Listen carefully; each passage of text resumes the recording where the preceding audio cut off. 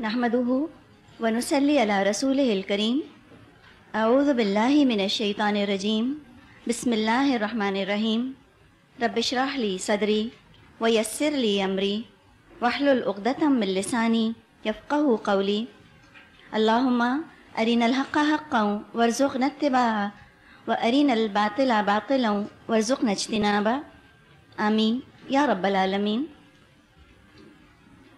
سورہ حجرات، اللہ تعالیٰ فرماتا ہے انما المؤمنون اخوہ، بے شک مومن تو بھائی بھائی ہیں، فاصلحوا بین اخویکم، تو اپنے بھائیوں کے درمیان تعلقات کو درست کرو، واتقوا اللہ، اور اللہ کا تقوی اختیار کرو، لعلکم ترحمون، امید ہے کہ تم پر رحم کیا جائے گا۔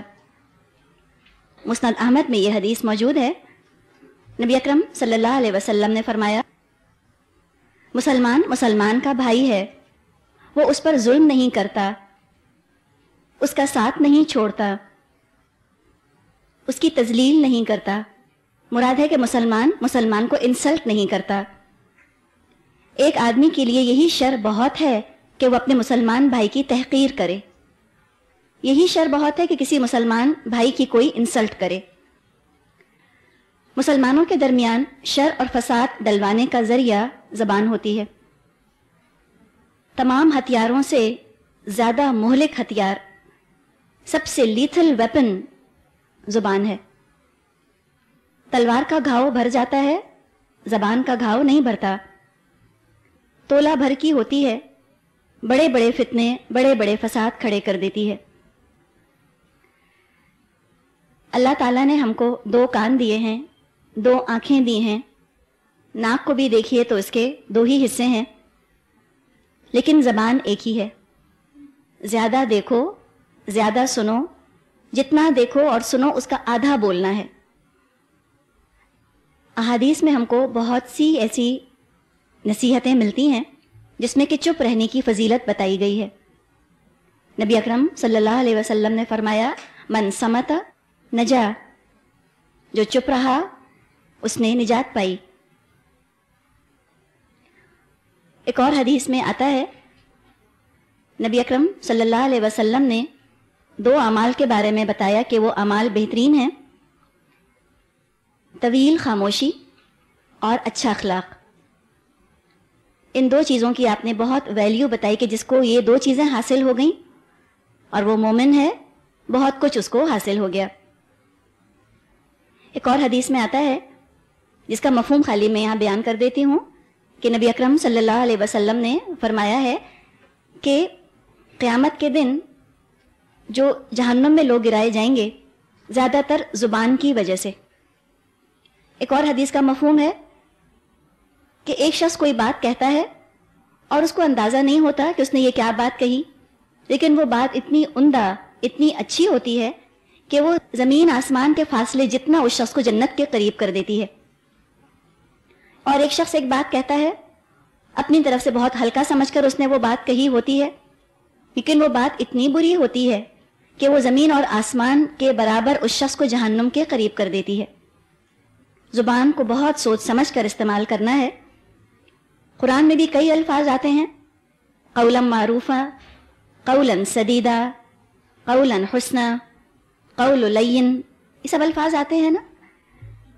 معروف بات کہو، سیدھی بات کہو، اچھی بات کہو، نرم بات کہا کرو۔ زبان کا تو کام ہے بولنا، مقصد ہی اس کا یہ ہے۔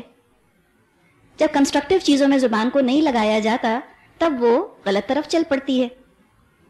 تو ہم کو احادیث میں یہ بھی بتا دیا گیا ہے کہ زبان کا صحیح استعمال ہے کیا۔ متفق علیہ حدیث ہے، بخاری اور مسلم دونوں میں آتی ہے۔ نبی اکرم صلی اللہ علیہ وسلم نے فرمایا کلمتانی، 2 کلمات، خفیفتانی، بہت ہلکے ہیں، علی اللسان، زبان پر، ثقیلتانی فی المیزان، بہت بھاری ہیں میزان میں، یعنی قیامت کے دن جو اعمال تلیں گے اس میں یہ 2 کلمے بہت بھاری ہیں۔ حبیبتانی الی الرحمن، بہت محبوب ہیں یہ دونوں کلمے رحمان کو، اور وہ ہیں سبحان اللہ و بحمدہ، سبحان اللہ العظیم۔ انسان مسلسل اس کا ورد رکھے، اپنی زبان کو مصروف رکھے، جب اتنے پاکیزہ کلموں سے زبان تر رہے گی تو کافی حد تک اس بات کا امکان ہے، چانسز ہیں اس بات کے کہ پھر برائیوں کی طرف وہ نہیں چلنا چاہے گی. امپیڈمنٹ تو آئے گا، کم از کم ایک روک لگ جائے گی. موت کے وقت فرشتے آ کر دیکھتے ہیں کہ مومن کا حلق اور زبان اللہ کے ذکر سے تر ہے. جب وہ یہ دیکھ لیں تو پھر آگے کے مراحل آسان ہو جاتے ہیں.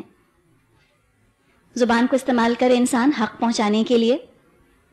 خیرکم من تعلم القرآن وعلمہ، بہترین تم میں سے وہ ہیں جو قرآن سیکھیں اور سکھائیں.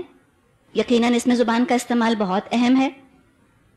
زبان کو استعمال کریں لوگوں میں محبت اعتماد پیدا کرنے کے لیے. میٹھا بول کتنی ٹھنڈک ڈالتا ہے دل میں. مشہور کہاوت ہے کہ گڑ نہ دے گڑ کی سی بات تو کرے. میٹھی بات مسلمانوں کے معاملات کو سنبھال لیتی ہے. دوسروں کے معاملات کو سلجھانے کے لیے زبان استعمال کی جائے. دعائیں مانگنے کے لیے زبان کو استعمال کیجیے. لوگوں کو تسلی دیں، اچھا مشورہ دیں. یہ سب انما المؤمنون اخوہ کا تقاضا ہے. اچھی بات کہیں لوگوں سے، وہ محفل انسان کے لیے حسرت کا سبب بنیں گی جس میں کہ اللہ کا ذکر نہیں کیا گیا ہو. اللہ کا ذکر خود انسان کے اندر تقویٰ پیدا کر دیتا ہے. اگر انسان کا رجحان بھی ہو رہا ہو کہ اچھا ٹھیک ہے اب میں یوں فلاں غیبت شروع کروں گی، اور اچانک کوئی اللہ کا یا آخرت کا ذکر بیچ میں لے آئے تو انسان الرٹ ہو جاتا ہے، اپنے برے ارادے سے باز آ جاتا ہے. حدیث میں آتا ہے المسلم من سلم المسلمون من لسانہ و یدہ. مسلم تو وہ ہے جس کی زبان اور اس کے ہاتھ سے دوسرے مسلمان محفوظ رہیں. پہلے ذکر ہے زبان کا، پھر ذکر ہے ید کا. ہاتھوں سے تو کم ہی نقصان پہنچاتے ہیں ہم ایک دوسرے کو، زیادہ تر تو نقصان پہنچایا جاتا ہے زبانوں سے. تو زبانوں کے شر سے ہمیں چاہیے کہ ہم دوسروں کو محفوظ رکھیں. ہم سب جنت میں داخل ہونا چاہتے ہیں، مسلمان تو ہوتے ہی اسی لیے ہیں کہ ہمیں جنت میں داخل ہونا ہے. ایمان اور عمل صالح کی بنیاد پر جنت میں داخلہ ہوگا. تو عمل صالح کر لینا ہی کافی نہیں ہے، بلکہ ان کو سنبھال کر رکھنا بھی بہت ضروری ہے. ورنہ ایسا نہ ہو کہ یہاں نیکیاں تو ہم کر لیں، لیکن جب اللہ کے سامنے کھڑے ہوں پتہ چلے کہ ساری نیکیوں کے اوپر تو ڈاکہ ڈل گیا. جیسے کہ نبی اکرم صلی اللہ علیہ وسلم نے ایک دفعہ صحابہ سے دریافت کیا کہ بتاؤ مفلس کون ہے؟ صحابہ نے جواب دیا کہ مفلس تو وہ ہے جس کے پاس درہم اور دینار نہ ہو. آپ نے فرمایا نہیں، مفلس وہ ہے جو قیامت کے دن بہت سی نیکیاں لے کر آئے گا، روزے، نماز، حج، زکوٰۃ، تہجد، قرآن کی تلاوت، قرآن کا پڑھنا پڑھانا، ہر چیز. لیکن دنیا میں اس نے کسی کی غیبت کی ہوگی، کچھ نیکیاں اس کو دے دی جائیں گی. کسی کو تانا دیا ہوگا، اس کے پاس نیکیاں چلی جائیں گی. کسی پر طنز کیا ہوگا، اس کے پاس نیکیاں چلی جائیں گی. کسی کو گالی دی ہوگی تو اس کی نیکیاں چلی جائیں گی، یہاں تک کہ اس کی ساری نیکیاں ختم ہو جائیں گی. یہ ہے مفلس. اس کے بعد یہ ہوگا کہ پھر بھی لوگوں کے حقوق باقی رہ جائیں گے، تو ان لوگوں کے گناہ اس شخص کے اعمال نامے میں ٹرانسفر کر دیے جائیں گے، اور اس کے بدلے میں یہ منہ کے بل گھسیٹ کر اس کو فرشتے جہنم میں ڈال دیں گے. بہت احتیاط کی ضرورت ہے. زبان کا انسان بہت احتیاط کے ساتھ استعمال کرے. حدیث میں یہ بھی آتا ہے کہ جب صبح ہوتی ہے تو سارا جسم زبان سے پناہ مانگتا ہے، کہتا ہے تو ٹھیک رہی تو ہم ٹھیک رہیں گے، اور تو غلط چلی تو ہماری بھی مشکل ہوگی. آگے کی آیات جو ہم پڑھیں گے اس میں زبان کی بے احتیاطیوں کی طرف توجہ دلائی جا رہی ہے کہ دیکھو اے مسلمانوں، تم کو تو بھائی بھائی بن کر رہنا ہے. انما المؤمنون اخوۃ. اگر بھائی بھائی بن کر تمہیں رہنا ہے تو دلوں کو پھاڑنے والی باتیں مت کرنا، ورنہ تم کبھی بھی ایک امت بن کر نہیں رہ سکو گے. ہمارا تو کام ہے نا کہ ہم تو دنیا والوں کی اصلاح کریں، اور دنیا والوں کی اصلاح کرنے کے لیے تو پھر ضروری ہے کہ پہلے آپس میں تو اصلاح ہوئی بھی ہو، آپس میں دوستی، محبت، اخوت، مروت کا رشتہ ہو. اگر اس طرح سے آپس میں دل پھٹے ہوئے ہوں گے تو پھر ہم ایک امت کیسے بن سکیں گے؟ اور امت کی ابتدا تو پھر گھر ہی سے ہوتی ہے. جب گھروں میں سکون ہوگا، تعلقات درست ہوں گے تو امت بھی پوری کی پوری درست ہو ہی جائے گی.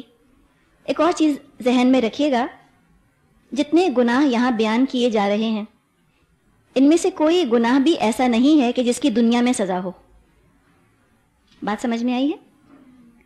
غیبت، طنز، طعنہ، تمسخر کوئی کرتا ہے، دنیا میں کوڑوں کی کوئی سزا نہیں ہے. ایک ہی گناہ ہے زبان کا جس کے بارے میں دنیا میں بھی سزا ملتی ہے، اور وہ ہے بہتان. بہتان لگایا، کسی پر غلط الزام لگایا، اگر